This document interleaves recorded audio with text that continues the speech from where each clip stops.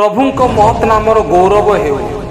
वाक्य शुणुथिबा प्रभुंकर प्रिय लोक मानंकु प्रभु जीशु ख्रीष्टंक बहुमूल्य नामरे नमस्कार। आसंतु आजि पिता परमेश्वरंक पवित्र धर्मशास्त्ररु पठन करिबा।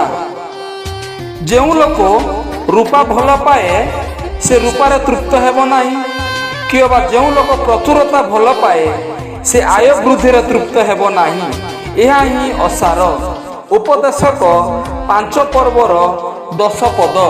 वाक्य बुझिया और वाक्यर कार्यकारी हेबा प्रत्येक प्रभु साहाय्य करंतु। एही वाक्य द्वारा आपण मानक परिवार को प्रभु सदा सर्वदा आशीर्वाद करंतु।